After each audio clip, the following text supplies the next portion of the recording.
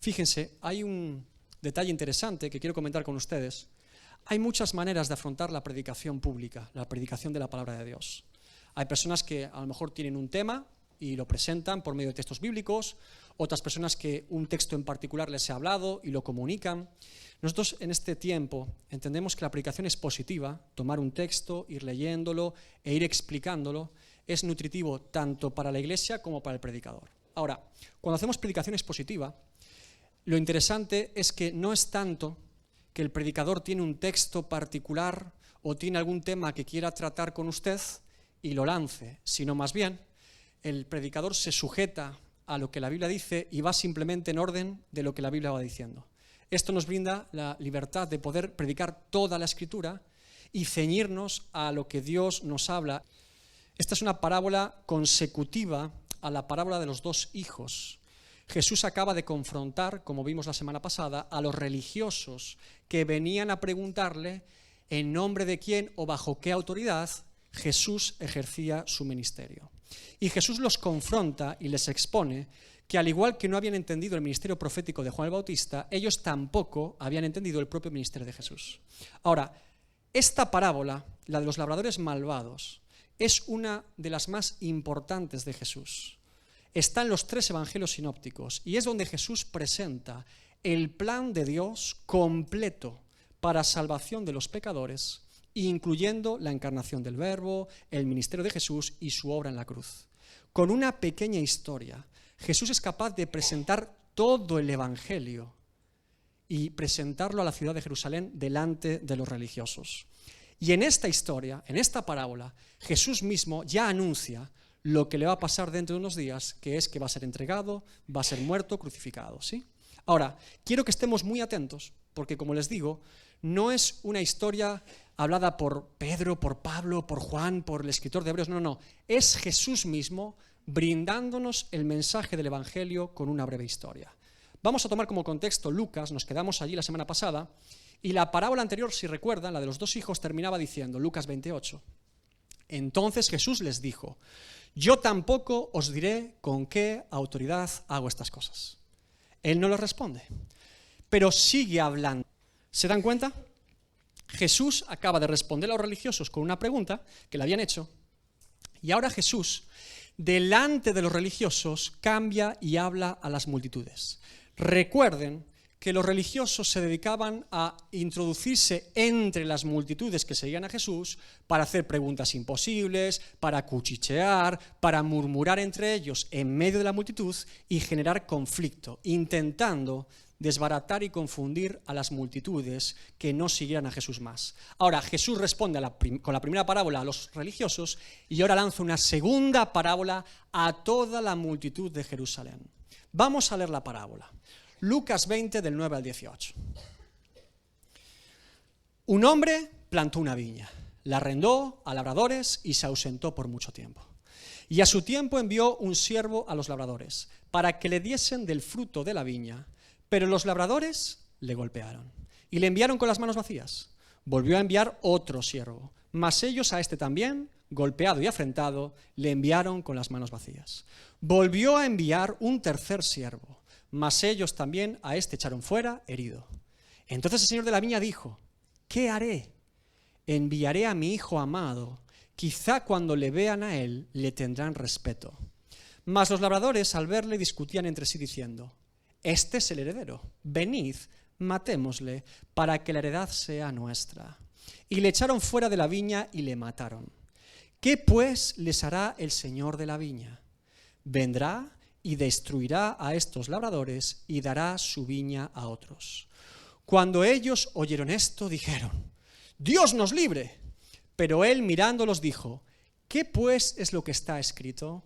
La piedra que desecharon los edificadores ha venido a ser cabeza del ángulo. Todo el que cayere sobre aquella piedra será quebrantado, mas sobre quien ella cayera le desmenuzará.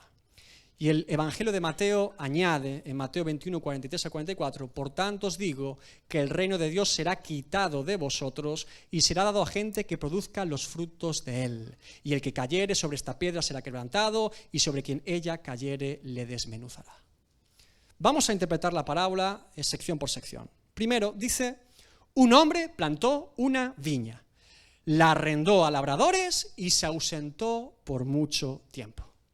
Debe entenderse como a este hombre y señor de la viña, a Dios mismo.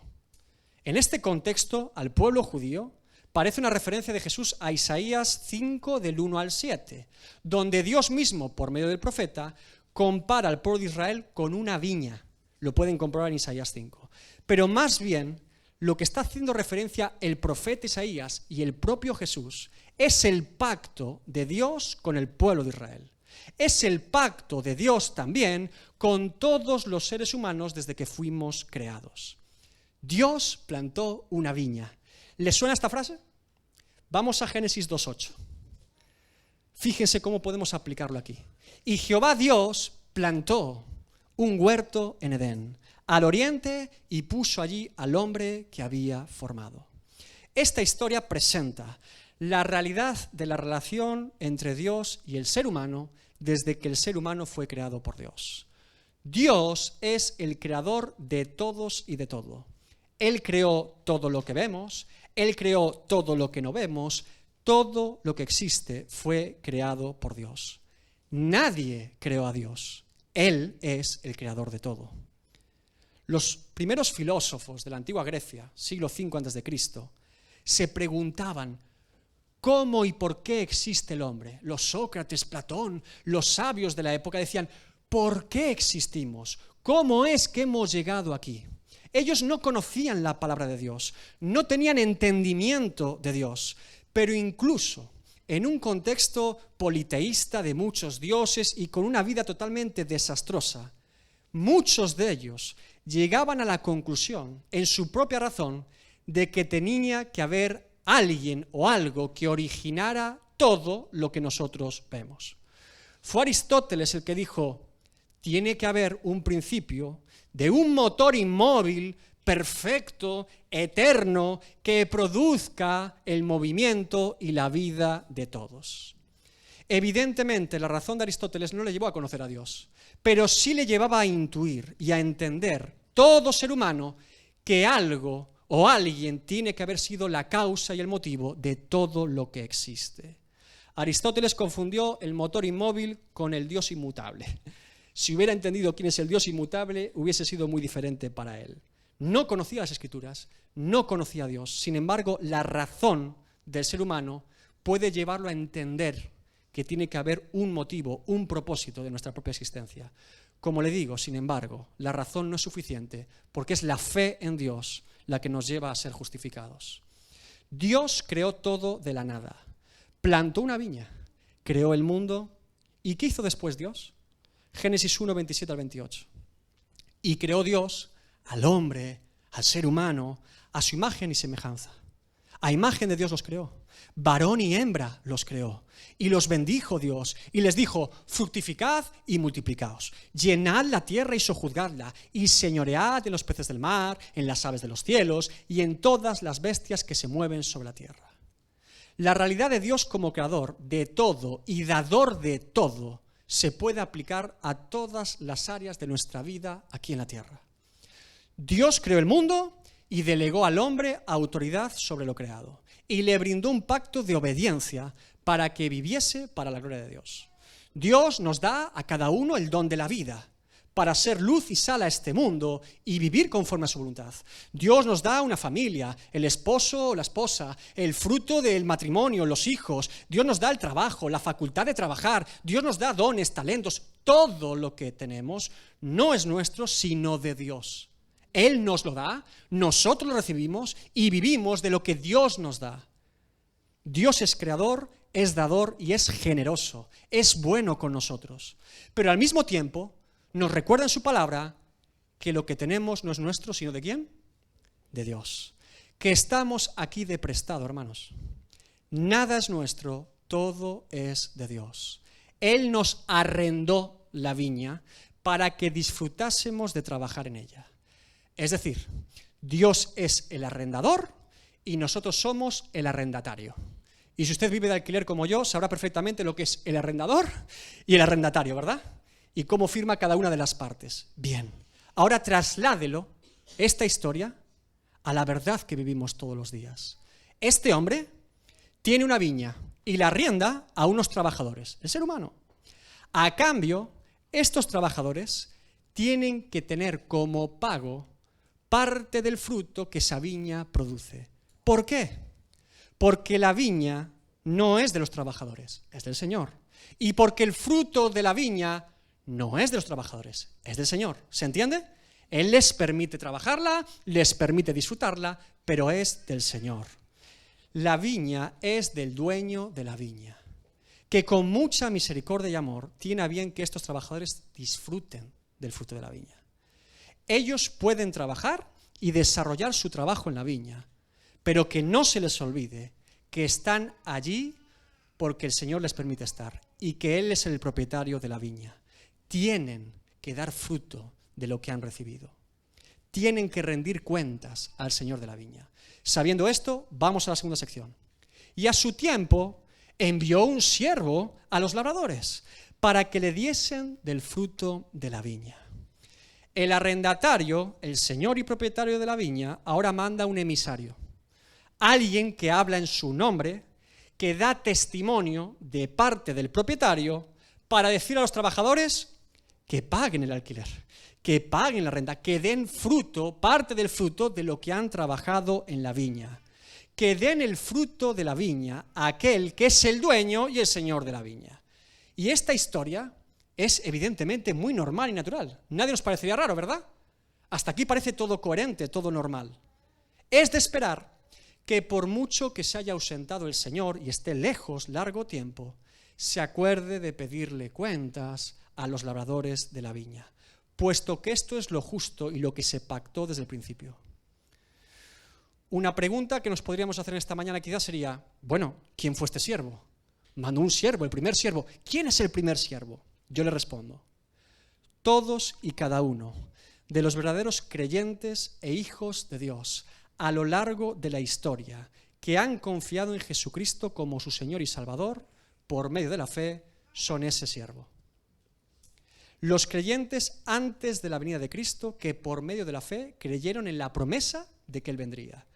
Y los creyentes después de la venida de Cristo que por medio de la fe creyeron que la promesa se había cumplido en Jesús de Nazaret. ¿Me entendieron? Todos los creyentes. Todos ellos somos ese siervo si glorificamos a Dios y damos testimonio de nuestro Señor. Si usted va a Hebreos 11, Hebreos 11 es el capítulo de los héroes de la fe, ¿verdad? Allí vemos cómo el escritor habla de diferentes nombres, héroes de la fe. Se nos habla como muchos creyentes a lo largo de la historia, desde el principio, dieron testimonio, fueron testigos de la fe en Dios. Así comienza el capítulo 12, justo después de terminar el 11, el escritor de Hebreos dice, Hebreos 12 del 1 al 2, por tanto, nosotros también, teniendo en derredor nuestro tan grande nube de testigos, en base al testimonio de estos hermanos en la fe, ¿qué tenemos que hacer? Despojémonos de todo peso y del pecado que nos asedia y corramos con paciencia la carrera que tenemos por delante, puestos los ojos en Jesús, el autor y consumador de la fe, el cual por el gozo puesto delante de él sufrió la cruz, menospreciando el oprobio y se sentó a la diestra del trono de Dios. Ya sabemos quién es el Señor de la viña, ya sabemos quiénes son los siervos o el siervo que envía para recaudar. Ahora, ¿cómo creen que responderán los viñadores ante este siervo? Tercera sección. Pero los labradores le golpearon y le enviaron con las manos vacías. ¿Qué hicieron? Rechazar al siervo, rechazar lo que tenían que dar al Señor y dijeron, bueno, este lo apaleamos y lo mandamos fuera. Pensemos, hermanos, en el primer héroe de la fe que describe Hebreos 11. Es Abel. ¿Sabían que es Abel el primer héroe que se nombra? Abel. Fíjense lo que le sucedió a Abel, el primer testigo. Génesis 4:4. Y Abel trajo también de los primogénitos de sus ovejas, de lo más gordo de ellas, y miró Jehová con agrado a Abel y a su ofrenda. Génesis 4, del 8 al 10, un poquito después. Y dijo Caín a su hermano Abel, salgamos al campo. Y aconteció que estando ellos en el campo, Caín se levantó contra su hermano Abel y lo mató. Y Jehová dijo a Caín, ¿dónde está Abel tu hermano? Y él respondió, no sé. ¿Soy yo acaso guarda de mi hermano? Y él le dijo, ¿qué has hecho? la voz de la sangre de tu hermano clama a mí desde la tierra. Así comienza el primer relato del primer héroe de la fe, que proféticamente ya dio testimonio que para la remisión de los pecados es necesario derramamiento de sangre. La fe de Abel le permitió representar en ese altar de sacrificio que no es suficiente con poner unas verduras encima del altar. Abel trajo sacrificio de sangre, del primogénito de la manada. Abel anuncia desde el principio que para la remisión de pecados, la paga del pecado, que es muerte, tiene que ser cubierta y satisfecha con muerte. Que alguien tiene que ocupar nuestro lugar.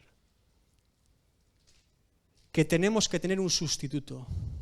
Alguien justo, santo, perfecto, sin mancha, que se presente delante de Dios en propiciación por los pecados del pecador. Abel fue el primero de muchos siervos en anunciar 2 Corintios 5:21.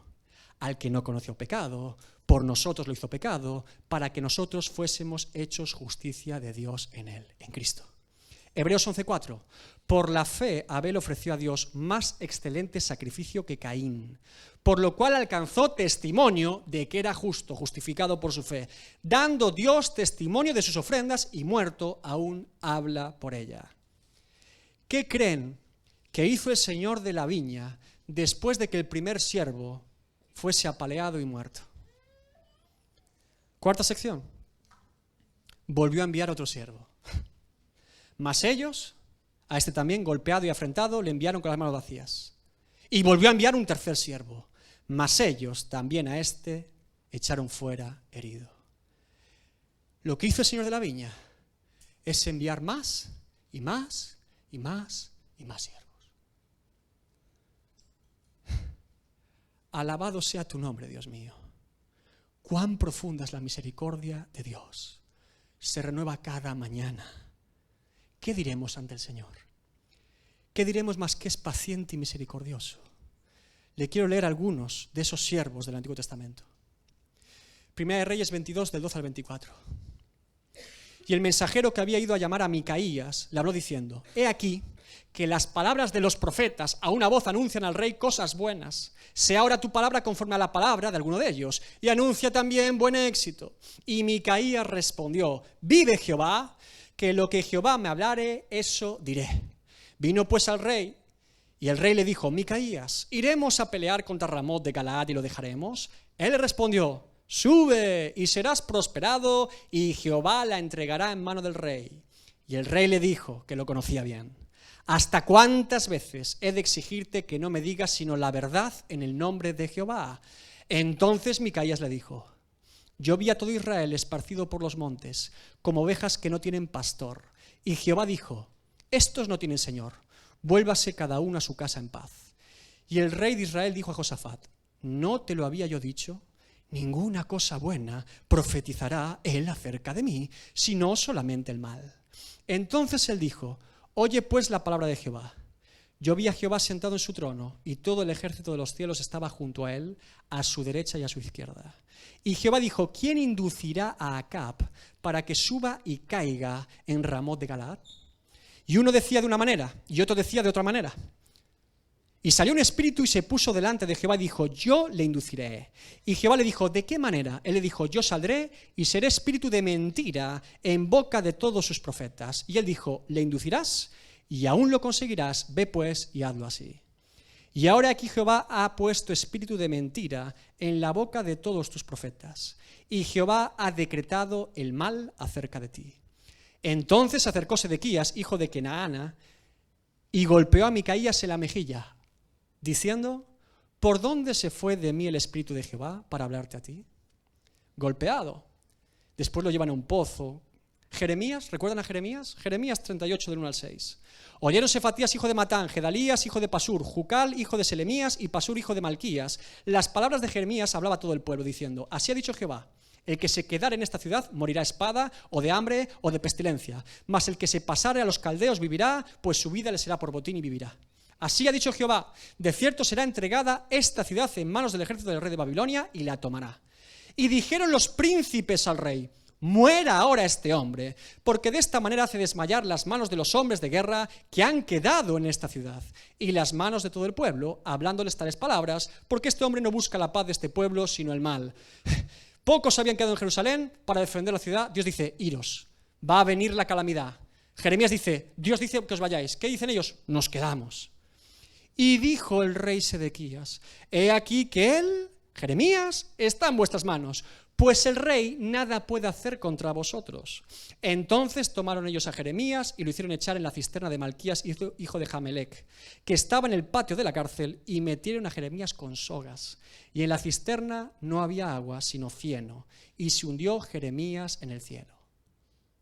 Otro siervo más, Amós, 7 del 10 al 15.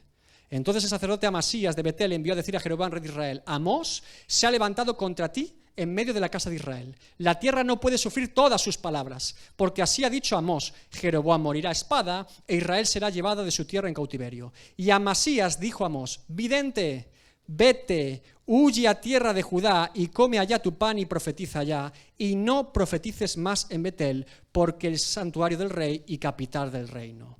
Entonces respondió Amós y dijo a Amasías, no soy profeta ni soy hijo de profeta, sino que soy boyero y recojo higos silvestres. Y Jehová me tomó de detrás del ganado y me dijo, ve y profetiza a mi pueblo Israel. Y créanme, podría seguir toda la mañana. Toda la mañana. Porque he mencionado a Abel, a Micaías, a Jeremías o a Amós. Pero no es suficiente. No es suficiente. Me niego a pasar por alto a los santos de Dios, que con fiel testimonio delante de los hombres fueron capaces de entregar su vida por mantener intacto el Evangelio y la fe en Cristo. Isaías, el profeta, a 4 reyes, un hombre estadista, un hombre de Estado, un profeta para reyes. Tenemos 66 capítulos de Isaías.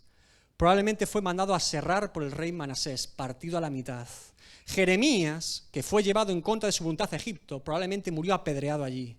Ezequiel, mártir probablemente en Babilonia. Amós, probablemente muerto golpeado. Zacarías, muerto entre el templo y el altar de Dios. Y el último profeta del Antiguo Testamento, Juan el Bautista, decapitado por Herodes.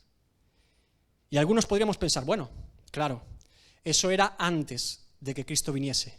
Ahora viene el Hijo, paga por nosotros, y ahora a los predicadores y a los siervos de Dios se les aplaude, no se les mata, ¿no? Ay. A los siervos de Dios no es habitual que se les aplauda, se les suele perseguir. A la gente nos gusta que nos digan que somos buenos, aunque vivamos de espaldas a Dios.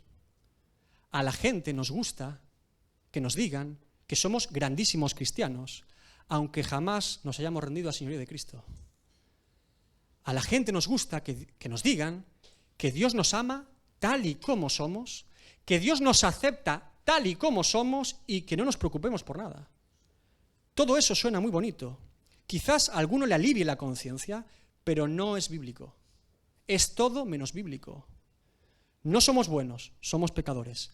No somos grandes cristianos, somos pecadores necesitados de la gracia de Dios para nuestra salvación y para nuestra santificación todos los días. Dios no nos ama tal y como somos para dejarnos en pecado. Dios nos ama tanto que nos transforma por medio de su Espíritu Santo para no dejarnos tal y como somos.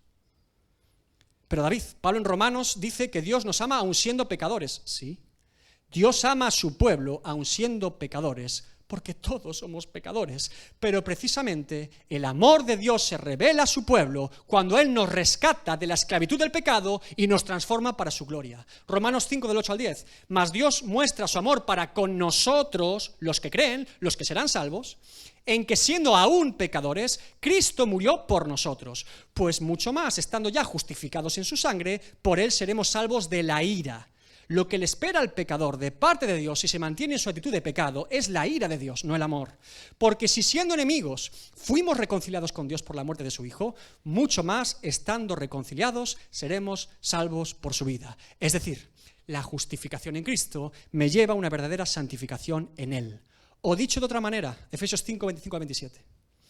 Maridos, amad a vuestras mujeres, así como Cristo amó a la iglesia y se entregó a sí mismo por ella, por su iglesia. ¿Para qué?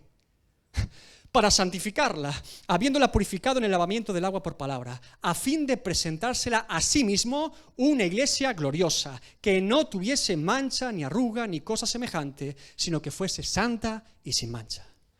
El Dios 3 veces santo aborrece el pecado, y sí, aborrece a todo aquel que practica y vive en el pecado contra él. Salmo 7:11. Dios es juez justo, y Dios está airado contra el impío todos los días. El impío, el pecador, debe ser justificado antes por medio de la fe en Cristo para que tengamos paz para con Dios, para que estemos en paz con Dios. Romanos 5:1-2. Justificados pues por la fe, tenemos paz para con Dios por medio de nuestro Señor Jesucristo, por quien también tenemos entrada por la fe a esta gracia, a la salvación, a la paz con Dios, en el cual estamos firmes y nos gloriamos en la esperanza de la gloria de Dios.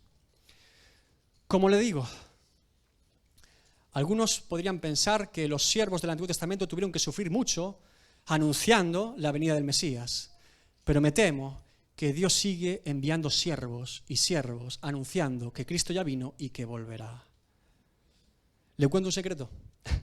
Algo muy interesante de los voceros de Dios. Todo siervo de Dios de la historia siempre ha anunciado que Cristo viene. Los predicadores del Antiguo Testamento anunciaban que el Mesías venía por primera vez. Los predicadores del Nuevo Testamento anunciamos que Cristo regresa por segunda vez.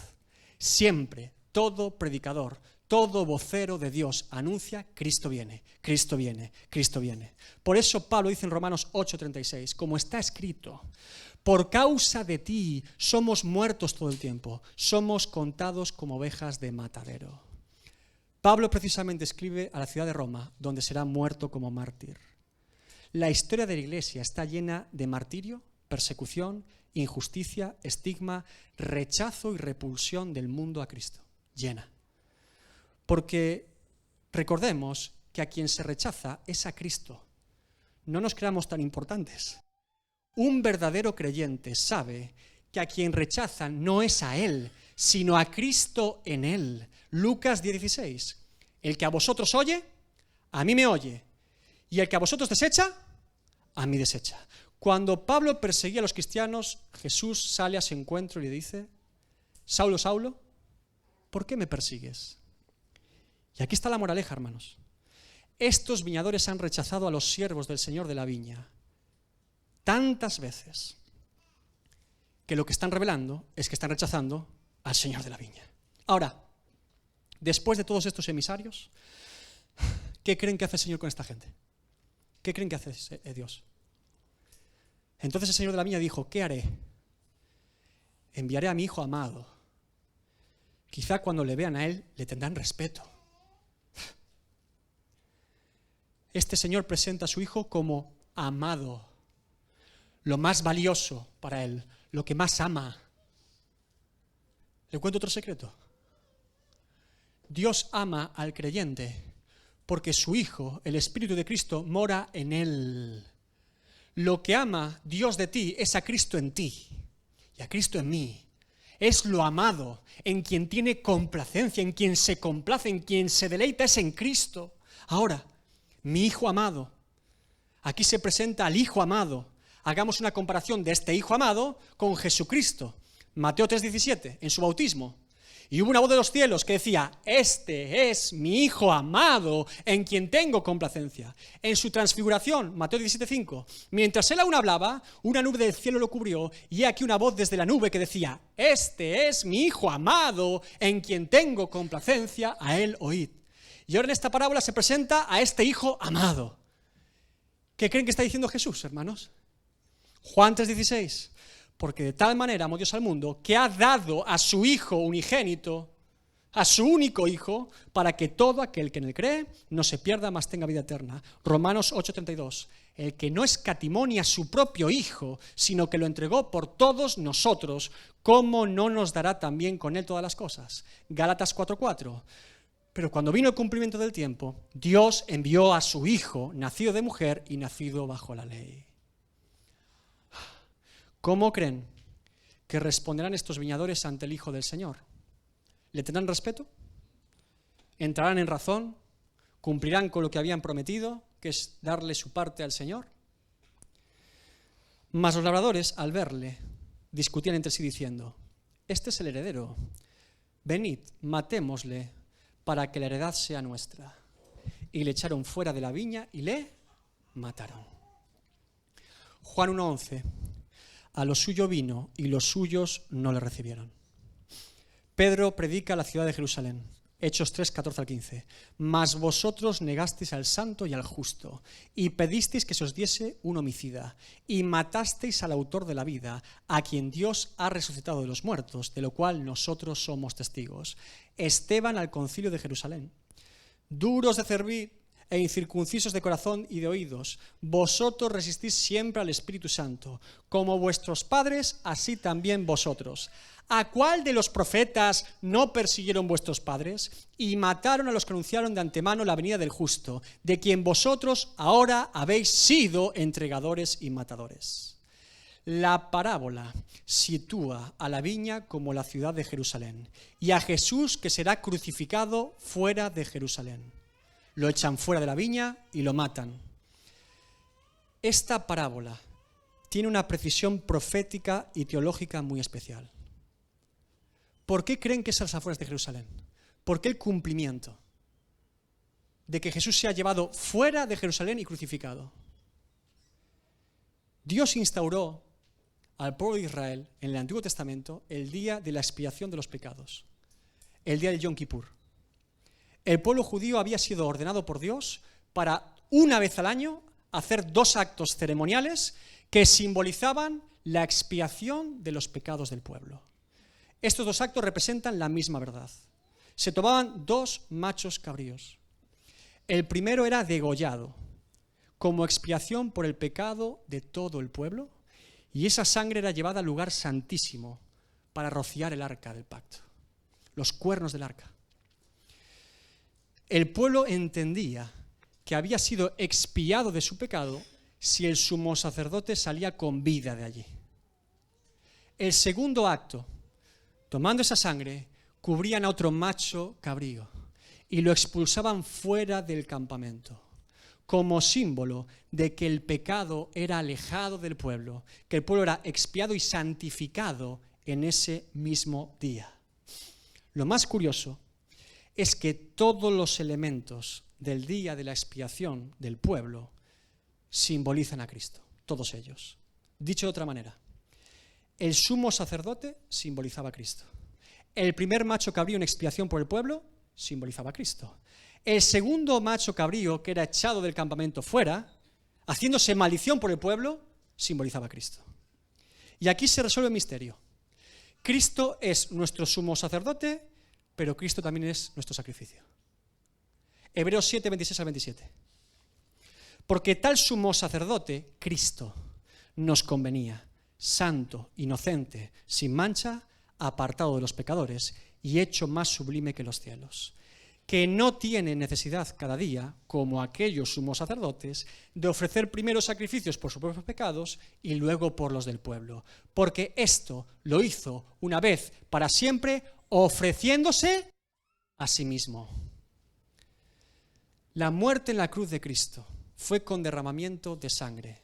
Fue llevado a las afueras de la ciudad de Jerusalén, fuera del campamento, para llevar lejos nuestro pecado. Sin duda el escritor de Hebreos es el que mejor entiende todos estos símbolos del Antiguo Testamento. Hebreos 13, 12 al 13. Por lo cual también Jesús, para santificar al pueblo, mediante su propia sangre, padeció fuera de la puerta. Salgamos pues a él, fuera del campamento, llevando su vituperio. Ahora Jesús pregunta: ¿qué pues les hará el Señor de la viña? Evidentemente el Señor de la viña va a responder, ¿verdad? Vendrá y destruirá a estos labradores y dará su viña a otros. Cristo está advirtiendo de un doble juicio proféticamente en ese instante. El primero, a la ciudad de Jerusalén, porque van a entregar a Cristo, van a permitir que muera injustamente, van a decir su sangre sobre nosotros, pero no para perdón de pecados, sino nos hacemos responsables y cargo de esta injusticia. Y en el año 70 después de Cristo se cumplió. Jerusalén fue arrasada por el Imperio Romano como juicio de Dios a la ciudad. Pero Jesús también está advirtiendo de un segundo juicio. El juicio que todo ser humano afrontará delante de Dios por sus pecados y por haber rechazado a Dios. Si Cristo es el único camino, verdad y vida, y nadie puede venir al Padre sino por medio de Él, todo aquel que no reciba a Cristo vive lejos de Dios y está bajo su condenación y su castigo eterno. Así presenta Jesús el Evangelio. Cuando ellos oyeron esto, dijeron: ¡Dios nos libre! Claro. Otras versiones dicen: ¡Dios no lo quiera! Aquí está el problema de los judíos de la época. Ellos pensaban que la salvación era por ser judíos, por ser hijos de Abraham, por tener sangre de Abraham. Ellos no entendían que Israel era un símbolo de la iglesia de Jesucristo, un símbolo del pueblo de Dios al que pertenecen personas de toda lengua, tribu y nación. Ahora, hermanos, no pensemos que este pensamiento judío de la época es muy diferente a lo que nos pasa hoy en día. La religión evangélica, la cultura evangélica. Yo soy creyente, yo soy evangélico, yo asisto a una iglesia, me congrego allí, mis hijos van. Supongo que eso será suficiente, ¿verdad? Hay personas hoy en día muy contentas con asistir a una iglesia local. Están fascinadas con eso, les encanta. Creer que son parte de una iglesia local les llena de gozo y alegría. Esto está muy bien, pero les recuerdo que la iglesia y la religión jamás salvaron a nadie. Solo Cristo salva. Dicho de otra manera, la iglesia, la verdadera iglesia, son los redimidos y salvados por Cristo. Ser iglesia de Jesucristo es la garantía de haber sido justificado, adoptado, santificado y un día glorificado por la eternidad. Esa es la definición de iglesia, puesto que somos el cuerpo de Cristo. Pero eso nada tiene que ver con simplemente asistir a un lugar de culto. Los fariseos también hacían sacrificios, cumplían ritos, hacían liturgias, vivían de forma devota, daban limosnas, oraban, ayunaban, hacían obras de caridad. Eran muy respetables, estaban llenos de religión. No les sirvió de nada. Negaron al Cristo y el Cristo les negó a ellos. Y alguno estará escuchando y diciendo: ¡Dios nos libre! Ese es el problema, hermanos, que Dios no nos va a librar de la ira venidera por asistir a una iglesia, sino por ser iglesia.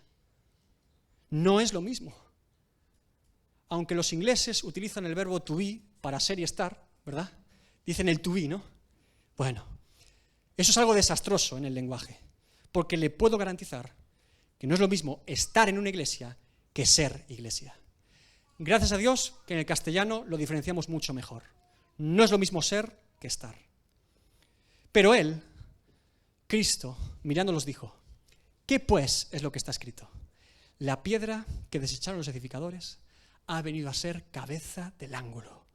Todo el que cayere sobre aquella piedra será quebrantado, mas sobre quien ella cayere le desmenuzará. Simplemente le leo algunos textos, ni siquiera los voy a explicar, solamente se los leo y creo que es suficiente. Salmos 118, 22.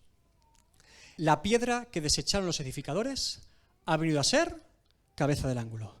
Isaías 28, 16. Por tanto, Jehová el Señor dice así: he aquí que yo he puesto en Sión por fundamento una piedra, piedra probada, angular, preciosa, de cimiento estable. El que creyere, no se apresure. Isaías 8:14. Entonces él será por santuario, pero a las dos casas de Israel, por piedra para tropezar, y por tropezadero para caer, y por lazo y por red al morador de Jerusalén. Se cumplió. Daniel 2:34-35. Estabas mirando hasta que una piedra fue cortada, no con mano, e hirió la imagen en sus pies de hierro y el barro cocido y lo desmenuzó. Entonces fueron desmenuzados también el hierro, el barro cocido, el bronce, la plata y el oro, y fueron como tamo de las eras del verano, y se los llevó el viento sin que de ellos quedara rastro alguno. Mas la piedra que hirió a la imagen fue hecha un gran monte que llenó toda la tierra. Hechos 4 del 10 al 12. Sea notorio a todos vosotros y a todo el pueblo de Israel que en el nombre de Jesucristo de Nazaret,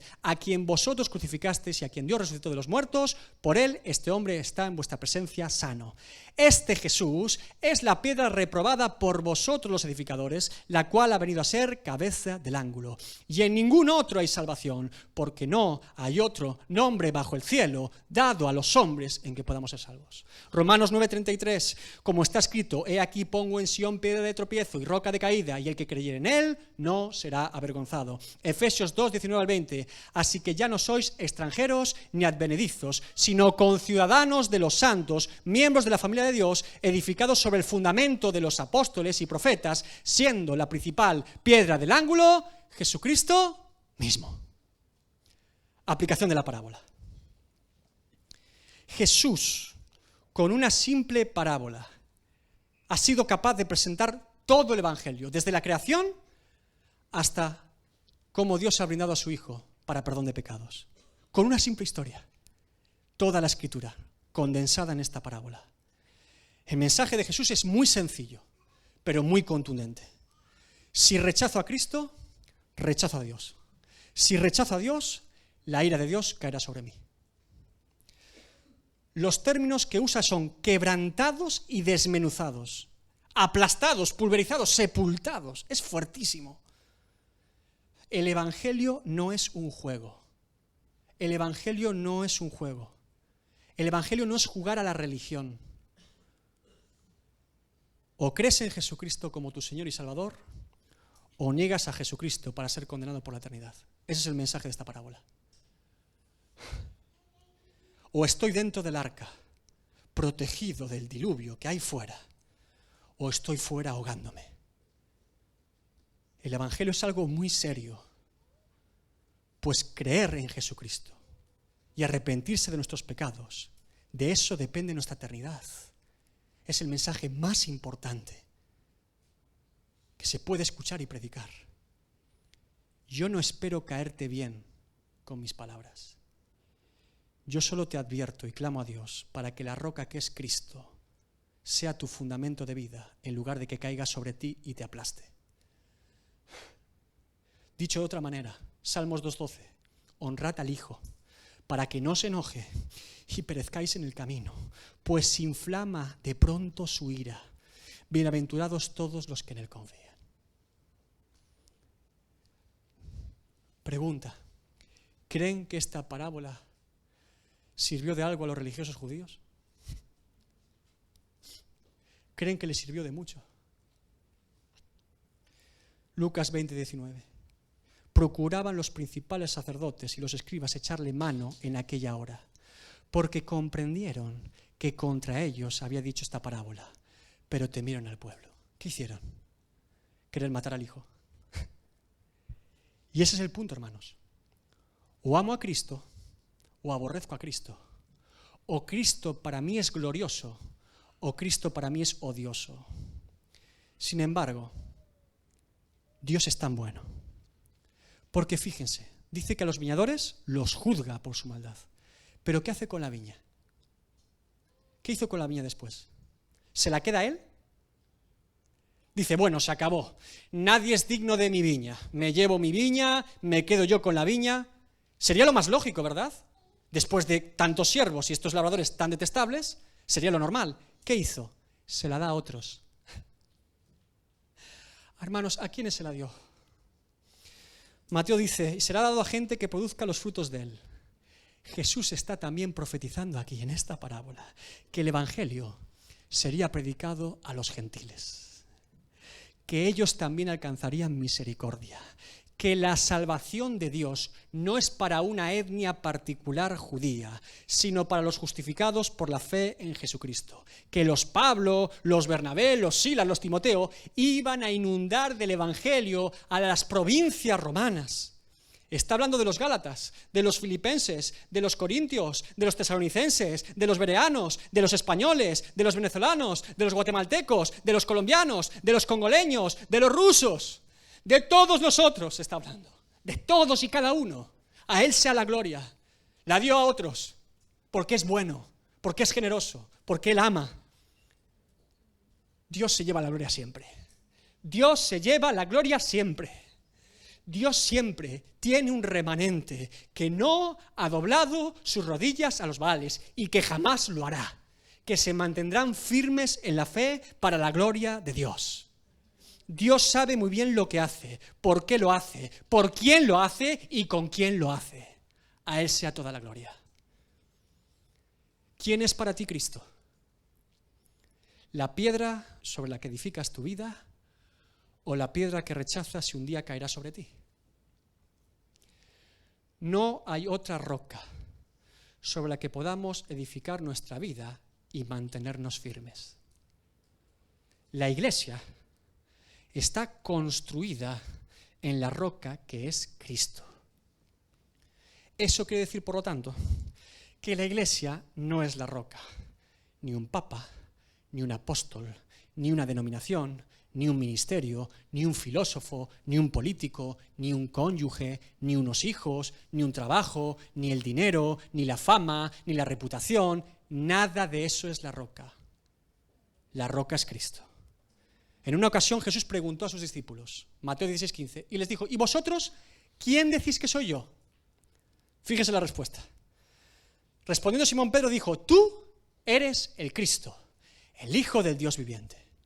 Entonces le respondió Jesús, bienaventurado eres Simón, hijo de Jonás, porque no te lo reveló carne ni sangre, sino mi Padre que está en los cielos. Y yo también te digo que tú eres Pedro, y sobre esta roca edificaré mi iglesia, y las puertas del Hades no prevalecerán contra ella. Y a ti te daré las llaves del reino de los cielos, y todo lo que atares en la tierra será atado en los cielos, y todo lo que desatares en la tierra será desatado en los cielos. Entonces mandó a sus discípulos que a nadie dijesen que él era Jesús el Cristo. Como Cristo es piedra de tropiezo para muchos, aquí muchos tropiezan, porque entienden, por error, que la roca sobre la que Cristo edificaría su iglesia era Pedro, el primer papa. Pero el griego original dice, tú eres Petros, masculino, y sobre esta piedra femenino, edificaré mi iglesia.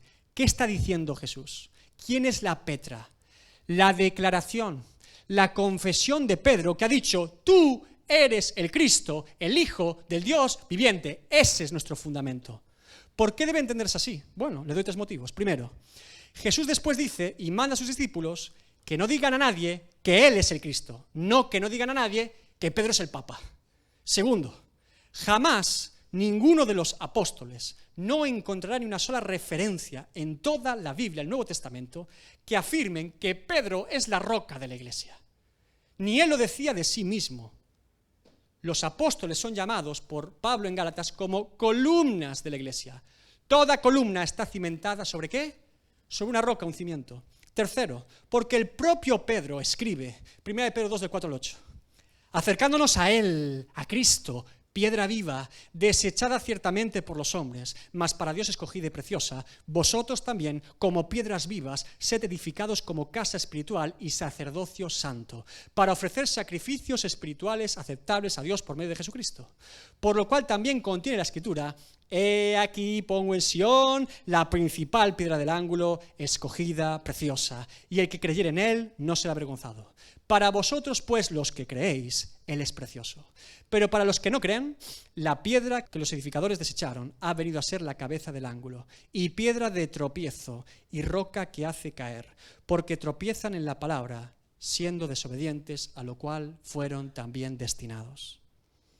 Y yo pregunto como el salmista, Salmos 18:31, porque ¿quién es Dios sino solo Jehová? ¿Y qué roca hay fuera de nuestro Dios? No hay otra roca, no hay otra peña de Oreb de la cual salga agua de vida. Cristo, Cristo, Cristo, Cristo. Comenzaremos nuestro ministerio predicando a Cristo y moriremos predicando a Cristo. Cristo. ¿Querrás beber del agua de la roca? ¿Querrás hacerlo hoy? Los judíos decían con su boca amar al Padre, pero aborrecieron al Hijo, sin darse cuenta que cuando aborreces al Hijo, aborreces a quien lo envió, al Padre. Claro. Revisemos en nuestro corazón en quién estamos edificando nuestra vida. Porque tengo por seguro, téngalo por seguro, que si es en una iglesia local, en un ministerio particular, en una doctrina, eso no le va a salvar, hermano, amigo, no los va a salvar. Y mucho menos en este tiempo. Cristo sí, Cristo es el Salvador, es Dios con nosotros, Emmanuel. Ponte de pie esta mañana.